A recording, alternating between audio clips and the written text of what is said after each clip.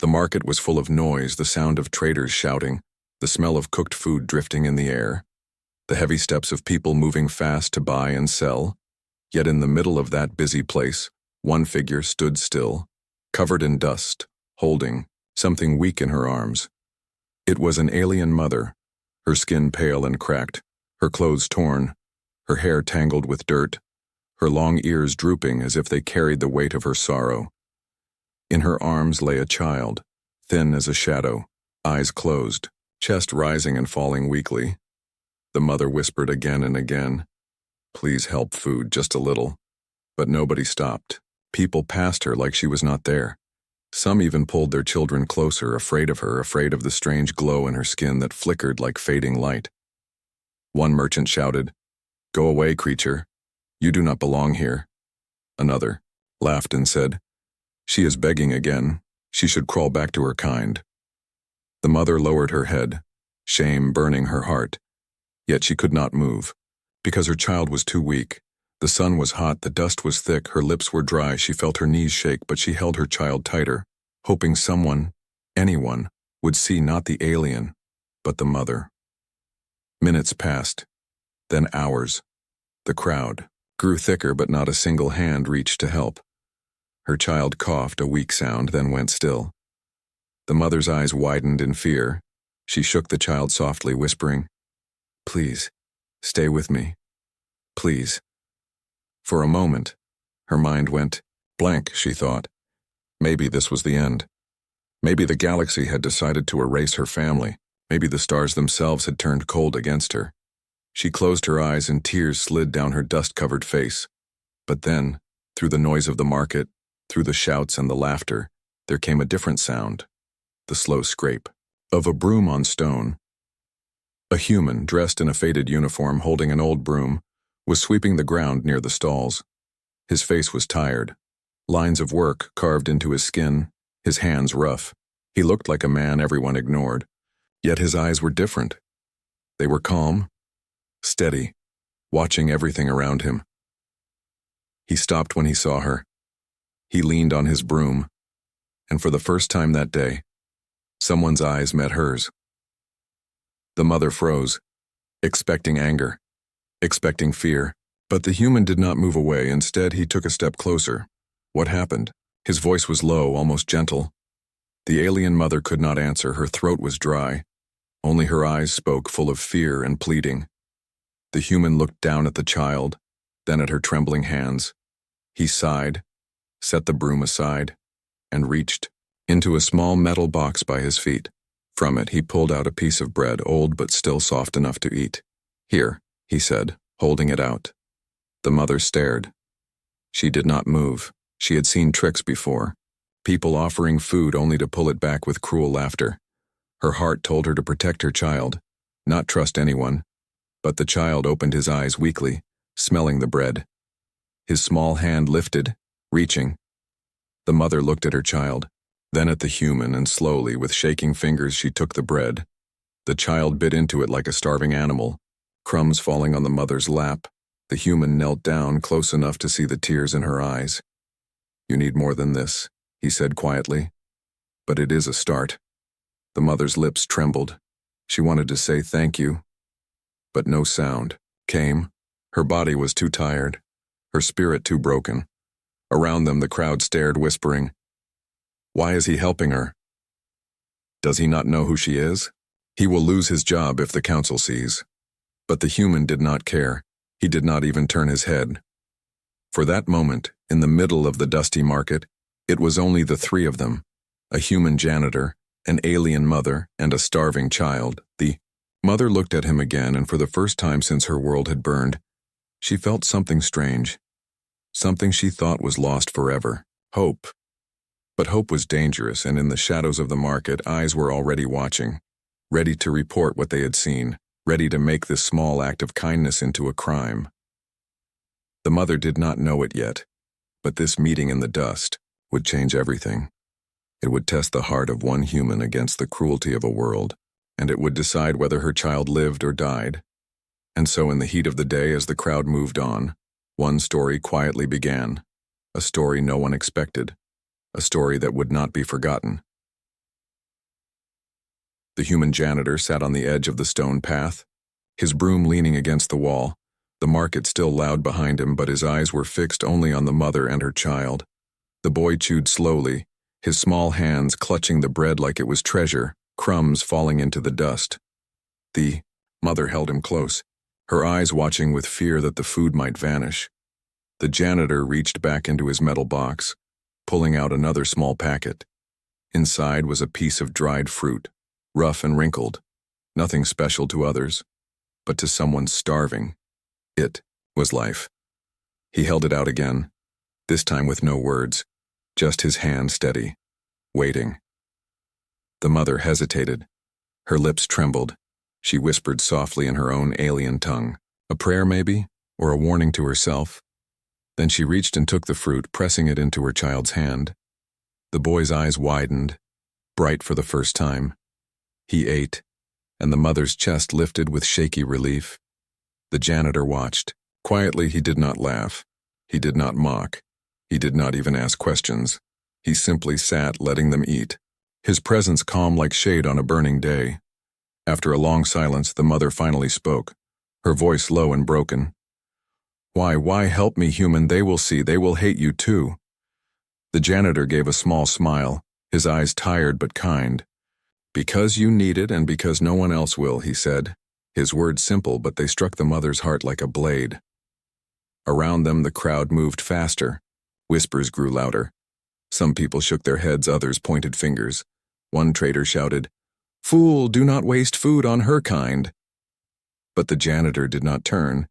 He broke a piece of bread for himself, ate it slowly, and then handed the rest to the mother.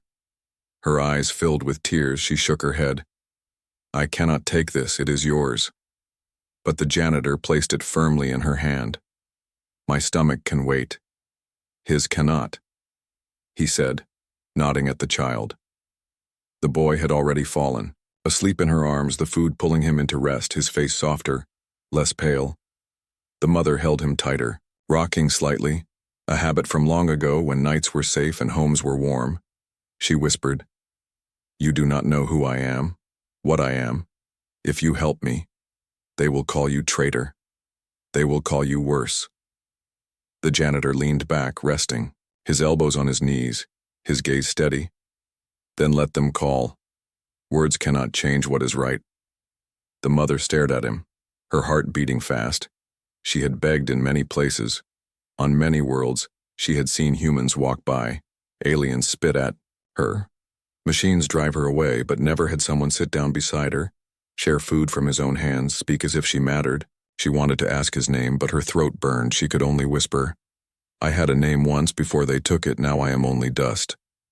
The janitor looked at her, the market noise fading from his ears. He saw not an alien, not a beggar, but a mother holding on to the last piece of her world. And for a moment he felt something heavy inside him, like the weight of every lonely night he had lived. Every time people had looked past him, treating him as nothing more than a broom in their way. He understood her more than she knew, but their moment was broken by the sound of boots, sharp and heavy, guards moving through the crowd, their armor shining, their eyes scanning. One pointed toward the mother. "There, the outcast," his voice rang. "She does not belong here." The mother's body shook, her arms tightening. Around her child she tried to stand, but her legs were weak. She looked at the janitor with wide eyes, fear screaming inside her. The janitor stood quickly, placing himself between the guards and the mother, his voice calm but firm. "She is resting, her child is sick, leave them." The guard sneered, "Move aside. This creature has no right to breathe our air. If you protect her, you share her punishment." The crowd grew silent, waiting, watching. Some faces eager to see him punished, others curious. The mother whispered, "Please, do not fight for me. They will destroy you too." But the janitor did not move. His eyes locked on the guard, his hands steady at his sides. "She has done nothing but survive," he said. "If you take her, you take me too." The guard laughed, a cruel sound. "You are nothing, a sweeper of dust, and you would throw your life for a worthless alien?" The janitor's lips curved in the faintest smile. "Dust is all I have, and I choose where to sweep it." The tension was sharp. The mother's heart raced. The child stirred weakly in her arms. The guards looked ready to strike. But just then, another voice from the council stand called out, "Enough, not here, not now." The guards paused, frustrated, then turned away, but their eyes promised return. The market breathed again, the whispers louder now. "He is mad. He will lose everything. Why risk it?" But the janitor only bent down, picked up his broom, and leaned closer to the mother. "Come," he said softly. "You cannot stay here. They will come back." The mother shook her head. "I cannot. I have nowhere. I will only bring trouble." But the janitor extended his hand, rough, strong, waiting. For a long moment she stared, then slowly, trembling, she placed her hand in his. And in that small act, a door opened, a path the mother had thought was lost, a kindness no one else had dared. But in the shadows of the market, the guards whispered plans. The traders spread gossip, and danger was already growing, waiting for the moment to strike. The mother did not know if she should trust this man, this human who gave bread instead of stones. Yet her heart whispered something her mind could not deny. Maybe, just maybe, this was the first step to hope. The streets were quieter now, the market behind them fading into the distance. The human janitor walked with slow but steady steps. The alien mother followed close, her child asleep in her arms, the boys breathing shallow but calmer than before. The narrow alleys twisted like veins, stone walls cracked, shadows stretching long as the sun began to sink. The mother felt the weight of every whisper chasing her, the weight of eyes full of hate. She looked back again and again, certain the guards would return. The janitor finally stopped at a small wooden door, hidden behind stacked crates and broken barrels. He pushed it open, the hinges creaked. Inside was a single-room home, small, dim, with only a bed, a table, and a few tools on the wall. "This is nothing fancy," he said quietly, "but it is safe for now." The mother stepped in slowly, her bare feet dragging, her eyes scanning the place. It smelled of wood smoke and soap, humble but warm. She lowered her child onto the bed, brushing dust from his thin face, her hands trembling as she tucked him under the blanket. For the first time in weeks she sat, her knees folding under her, the silence pressing around her. She whispered, Why risk this? You will lose everything." The janitor sat on the floor opposite her, resting his broom against the wall. He shrugged. "Everything is not much. I clean floors, I eat scraps, I sleep alone. If helping you costs me that, then maybe it is worth more than what I have." Her throat tightened. Words stuck inside her. She lowered her head, shame heavy in her chest. She wanted to thank him, but her heart ached with another truth. "You do not know my story," she whispered. "If you knew, you would not help." The janitor's gaze was calm, steady. "Then tell me." Her voice cracked, slow and fragile. "My people once lived in villages by the rivers. My husband was strong. He carried wood and built homes. Our son was born under the light of 2 moons. His name was Kalor. His laugh was like rain." Her hands shook as she touched the sleeping boy's hair. "But raiders came, humans and aliens together. They burned the river. They took our names. They said we were nothing. My husband fought until the end. They killed him in front of me and left me with no family, no clan, no name, only dust." The janitor's chest tightened. He looked at the small child, then at the mother's hollow eyes. He knew pain when he saw it, the kind that never healed, only sank deeper before he could speak. There was a knock, sharp and angry. The door rattled. "Open, janitor," a voice barked. "We know she is inside." The mother's body froze. Fear raced through her veins. She clutched her child close, her eyes wide. The janitor rose slowly, walked to the door, and opened it just enough to see. Outside stood 3 men, neighbors, faces twisted with scorn. One spat on the ground. "You shame us, bringing her kind into our streets." Another sneered. "Do you think she will thank you? Do you think she deserves your food? She will betray you like all of them." The janitor's jaw tightened, his hand gripping the door. "She has done nothing but survive," he said calmly. The tallest of the men leaned forward, his voice dripping with venom. "If the council finds out you will be cast out too. No job, no roof, nothing. Is that the price of pity?" The janitor did not flinch, his voice steady. "If kindness is a crime, then I will pay it." The men laughed bitterly, their shadows stretching long in the fading light. "You will regret this, sweeper. The council does not forgive traitors." Then they turned and left, their footsteps heavy, their threats lingering in the air. The janitor closed the door. The mother sat trembling, whispering, "You should not have opened it. They will come again. They will destroy you for me." He turned, his face tired but firm.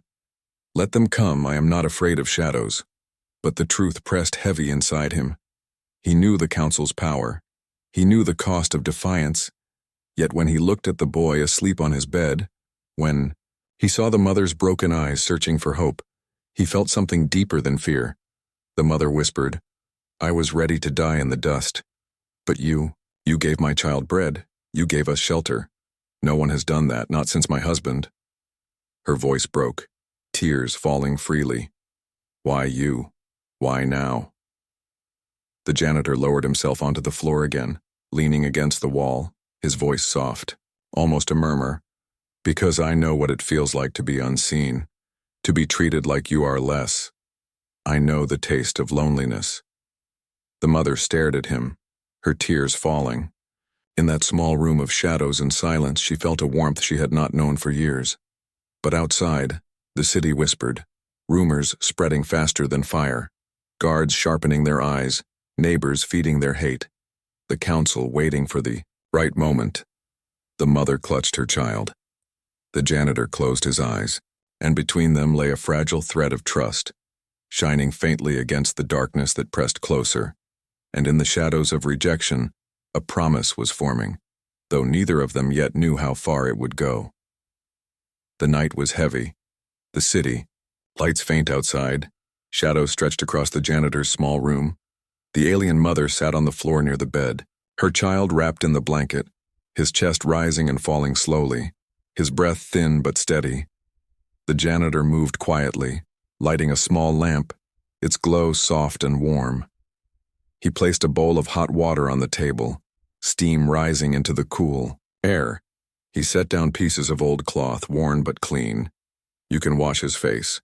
It may help him breathe easier," the janitor said, his voice calm. The mother looked at the items, her hands trembling. She reached for the cloth, dipping it into the warm water. She pressed it gently against her child's forehead.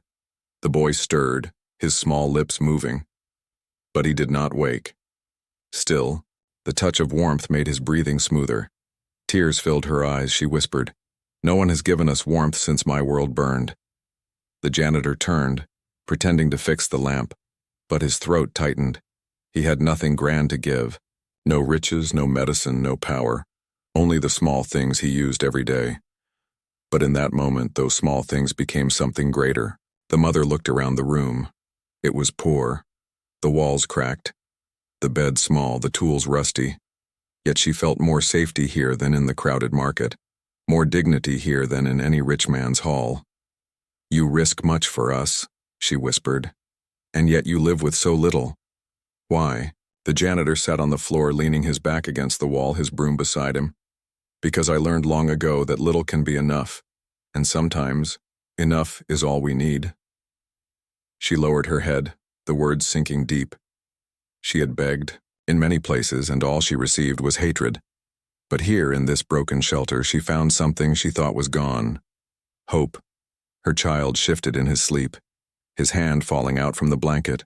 The janitor stood and gently pulled the cloth. Back over him, the mother watched in silence, her heart tight. "You act like," she began, then stopped, her lips trembling. "You act like a father, though he is not yours." The janitor paused, his hand still on the blanket, his eyes shadowed. "I once dreamed of a family," he said softly. "But life had other plans. Now I sweep floors, I walk alone, dreams fade." He straightened. "But the boy needs care and you need rest, so I will do what I can." The mother looked down, her tears falling. She whispered, "If only the stars had given us one like you sooner." A knock suddenly echoed, soft but sharp. The mother stiffened, clutching her child close, fear rising. The janitor lifted his hand to calm her. He opened the door slightly. An old woman from next door stood there, her eyes narrow. "They say you brought one of them here," she hissed. "The council will not forgive this. You must send her away." The janitor met her gaze, calm but firm. "She is a mother. Her child is sick. They need shelter. I will not throw them back into the dust." The woman shook her head, muttering curses. "Fool, kindness will cost you your life." Then she left, her footsteps fading into the night. The janitor closed the door. The mother's body trembled. She whispered, "She is right. We should leave. We should not bring danger to you." But the janitor shook his head, his voice steady. "If danger comes, let it come to me, not to you." The mother stared at him, her heart torn. No one had ever spoken like that for her. No one had ever placed themselves before her. She felt something warm bloom in her chest. Confusing, frightening, yet impossible to ignore. Hours passed. The mother fell asleep on the floor. The child curled against her. The janitor stayed awake, sitting by the door, broom in his hand like a guard's spear, listening to the distant sounds of the city. He thought of the guards, of the neighbors, scorn of the council's power. He knew the storm would come, but he also knew he could not step back now. He had crossed the line, and his heart would not let him return. As dawn approached, the first light painted the walls in pale gold. The boy coughed but did not collapse. The mother woke to find him still alive, still breathing. She touched his face, whispering thanks. To whatever stars remained, the janitor turned to her, his eyes tired but calm. "You cannot go back to the streets, they will find you." Her lips trembled. "Then where can we go? We have no place, no name, no family." The janitor looked at her, his jaw tightening, his eyes carrying something deeper. "Then stay here. This is not much, but it will be your place. As long as I have breath, you will not be thrown out again." The mother's chest shook, her tears falling freely. Her child stirred and pressed closer to her. She whispered, "You speak as if we belong, as if we are not dust anymore." The janitor gave a small nod, his voice steady. "You belong, here, with me, until the stars themselves forbid it." And in that small, broken room, surrounded by cracked walls and shadows of danger, something fragile but real began to grow. Not just safety, not just survival, but the first shelter of hope. But outside, the council was already whispering, the neighbors already planning, and the storm that would test them all was moving closer, unseen, unstoppable. The days passed slowly. The mother and her child stayed hidden in the janitor's small home. The boy grew a little stronger with each meal, his cheeks no longer hollow, his eyes opening longer each day. The mother cleaned what she could, mended what little clothes there were, trying to repay in silence what could never truly be repaid. But outside, the whispers grew louder. Neighbors spoke in hushed tones. The market buzzed with rumors. Everywhere people said the same thing. "The janitor has taken in an alien." Some voices mocked, others spat, some cursed. All carried the same poison. One afternoon, as the janitor swept the floor of the great hall, two overseers approached, their robes heavy, their faces sharp. One leaned down, his voice cold. "We hear you harbor one who does not belong." The other sneered. "Do you think your broom makes you noble? Do you think kindness excuses betrayal?" The janitor kept his eyes on the floor, his broom moving slowly. "She is only a mother, her child is sick, they harm no one." The overseer's voice grew sharper.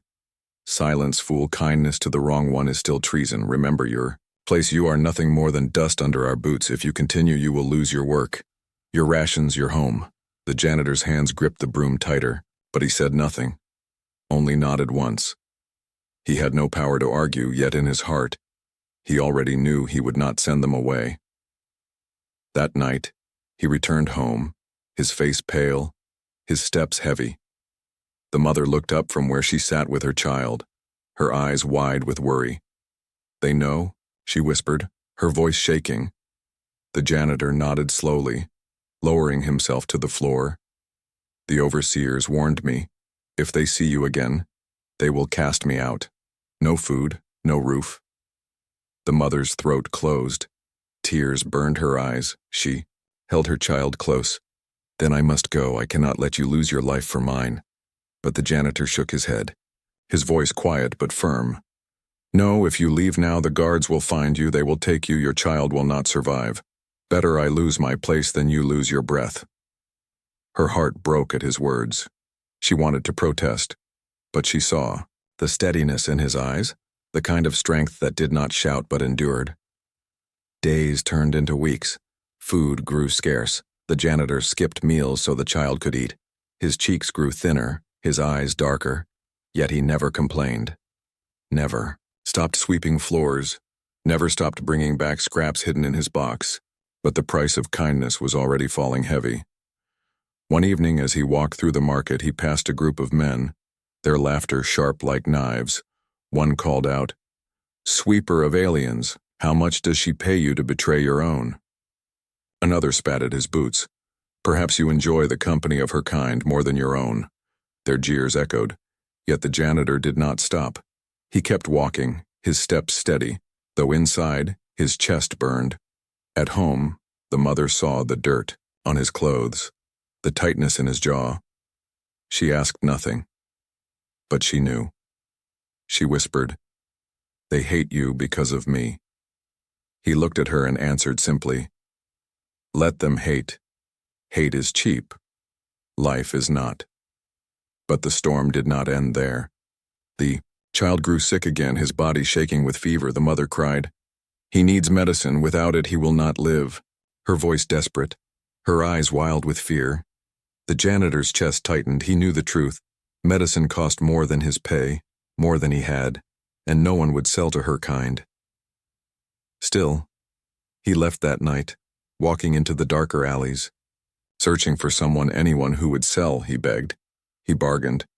But every door closed, every face sneered. One trader laughed. For an alien brat? Better to let it die.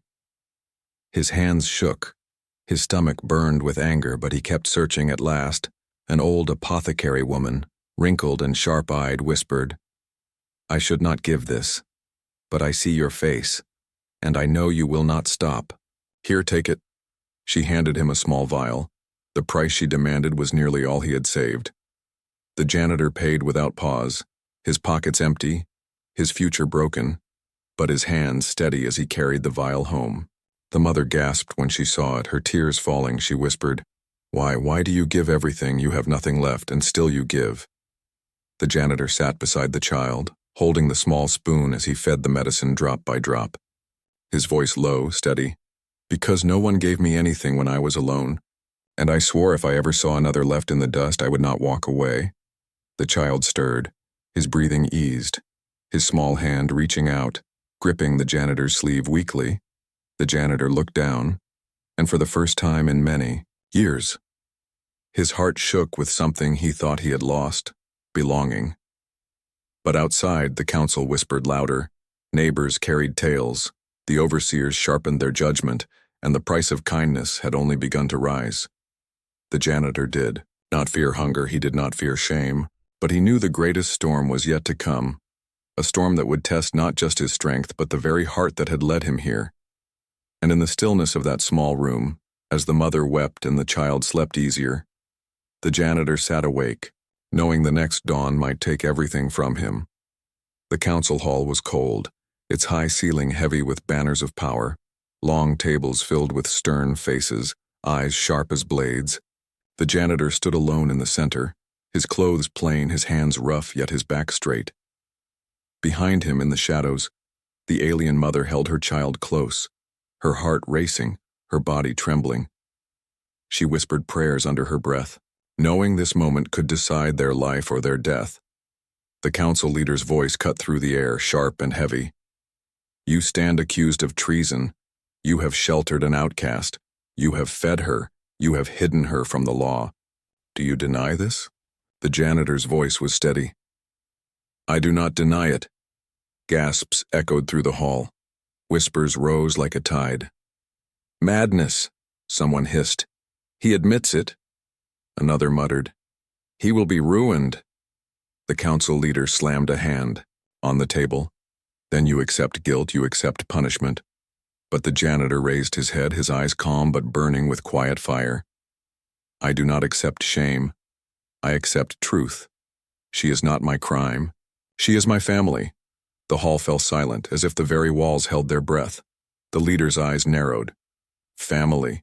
She is not human. She is dust. Her kind are rejected, nameless, forgotten. How dare you call her family? The janitor's voice grew stronger, carrying across the hall. Because when the world gave her nothing, I gave her bread. When the city gave her hate, I gave her shelter. When all turned their backs, I stood. And now I give her more. I give her my name. The crowd gasped louder. Some laughed in disbelief. Others shouted in anger. The mother's eyes filled with tears, her lips trembling. She clutched her child tighter. The council leader's face twisted. Do you understand what you say? To give your name is to bind her as blood. It is to make her part of your people, your clan, your duty. If you do this, you will be cast out. No clan will accept you again. The janitor nodded once, his jaw firm. Then so be it.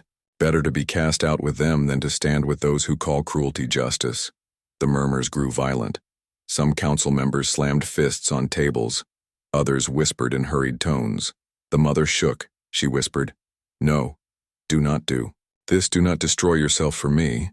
The janitor turned, his eyes soft as he looked at her. I already decided the night I gave you bread. My life was never much.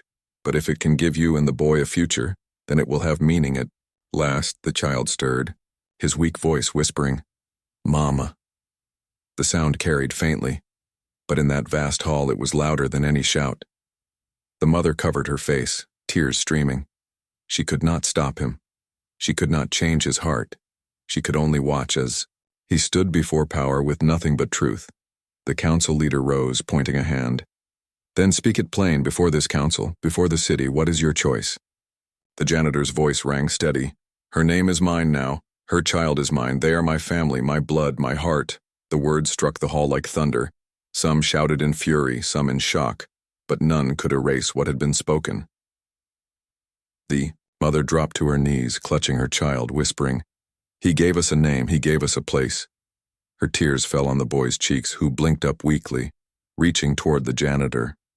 For a long moment the hall was chaos, voices clashing, the council arguing. Then finally the leader raised his hand, silence crashing back, his voice deep, cold. You have shamed yourself, janitor, but the law cannot forbid a man to give his name. It is old as the stars. It is binding. And so, it is done. The crowd erupted, some cheering, many cursing. The guards shifted uneasily. The mother stared in disbelief, her lips trembling as she whispered, We are no longer dust. The janitor stepped back to her side, his hand resting lightly on her shoulder, his voice low. No, you are not dust. Not anymore. You are my family. The mother's tears fell faster. She pressed her forehead against his arm, words broken between sobs. No one has ever chosen me. No one has ever spoken for me. The janitor's eyes softened, his heart heavy yet free. Then let this be the first and the last time you feel unwanted as long as I breathe. You are mine. But outside the council, hall anger spread like fire. Whispers turned into shouts, hatred into plotting. The council had allowed the name, but the people would not forget. The storm was not gone. It was only waiting. Still, inside that hall, in the echo of old laws and heavy banners, something unshakable had been born. A promise bound not by blood but by choice. And as the mother held her child and wept, and the janitor stood beside her, one truth became clear. The price of kindness was heavy, but the weight of a name and a heart could move even the stars. The council hall emptied slowly, voices of anger and shock still echoing down the stone corridors. Outside, the city was alive with whispers. Every street corner carried his name now, but not with respect, with scorn. The janitor has lost his mind, one man spat. He gave his name to an alien, cursed be his blood, another woman hissed. He has stained us all, he will bring ruin. But inside the small home at the edge of the alleys it was different. The alien mother sat on the bed with her child in her arms, her eyes red from tears, but her heart trembling with something new, not fear, not despair, but a strange warmth. The janitor placed bread on the table, the last of what little he had managed to bring, his face tired, his body weary, but when he looked at them, a quiet light rested in his eyes. The boy looked at him, his voice weak, but clearer than before. "Father." The word slipped out, soft, unsure, but real. The janitor froze. The word struck deep. He had never heard it spoken for him, never imagined it could be. He slowly turned his head, meeting the boy's wide eyes. The mother's lips parted in shock. The boy whispered again, "Father," and reached out a thin hand. The janitor knelt down, his rough hand gently covering the child's, his voice breaking. "Yes, I am here." The mother pressed her hand against her mouth, tears streaming down her face. She whispered, "You gave him a father. You gave us both a life we thought was gone." But the storm was not. Far that same night, stones struck the walls of the small home. Shouts rang outside. "Traitor! Alien lover! Cast them out!" The neighbors gathered, torches burning. The mother clutched her child, fear filling her eyes. "They will kill us," she whispered. But the janitor stood at the door, his broom in his hand, like a staff, his voice steady. "Let them shout, they cannot take what is already ours." The mob grew louder, but the council guards arrived, forcing the crowd back, not because they wished to protect him, but because the law was now binding. The name was given, and no blade could cut it away. Still, hate lived in their eyes, waiting, plotting. The days turned heavy. Work was lost. The janitor's broom taken from him. The overseers declared, "No traitor will clean our floors." His wages ended, his roof threatened. Yet he did not break. He worked with his hands. He found scraps of wood, pieces of metal. He built small things to trade, anything to keep his new family alive. The mother tried to stop him, tears in her eyes. "You suffer because of us. You bleed because of us." But he only smiled faintly, his voice calm. "No, I suffer with you, not because of you. There is a difference." The boy grew stronger, his eyes brighter each day, his laughter returning in soft echoes. He followed the janitor around the small home, watching him carve wood, sweep the floor with broken brushes, fix cracked pots. One evening, as the stars shone bright through the window, the mother sat beside the janitor, her voice soft. "When they took my name, I thought I was nothing. When they burned my world, I thought the stars had abandoned me. But you, with empty hands and a full heart, gave me back more than I lost." Gil. Janitor looked at her, his face lined with tiredness yet lit with quiet strength. "I had no family, no one who carried my name, now I do. And I would not trade that for the whole city's approval." Her hand shook as she touched his rough fingers, her tears shining. "You did what no warrior, no leader, no king ever did. You gave us dignity, when we had none." But even as they sat in the small room, the world outside shifted. News spread beyond the city, to nearby towns, to traders crossing worlds. The story of a human janitor who gave his name to an alien mother and her child. It grew like fire through dry grass. Some cursed it, some mocked it, but others whispered hope. Slaves in chains whispered it to each other. Beggars in dust clung to it. Mothers with hungry children spoke it in secret. If even a janitor can give his name, then maybe not all hearts are stone. The mother held her child, who now slept peacefully, and whispered, "They will remember you. Even if they hate you, they will remember you because you changed what a name means." The janitor looked at her, his hand resting on the boy's shoulder, his voice steady but soft. "If even one life is lifted from dust, then let the stars judge me as they will." And in that moment, under the glow of the dim lamp, with the world outside still sharp with anger, a truth was born that could not be undone. Everyone had rejected her. Everyone had turned their back. But one human with nothing but a broom, a tired heart, and a name, had given her and her child everything. Not because he had power, not because he had riches, but because he chose to. And that choice, though small as dust, was strong enough to Shake the stars.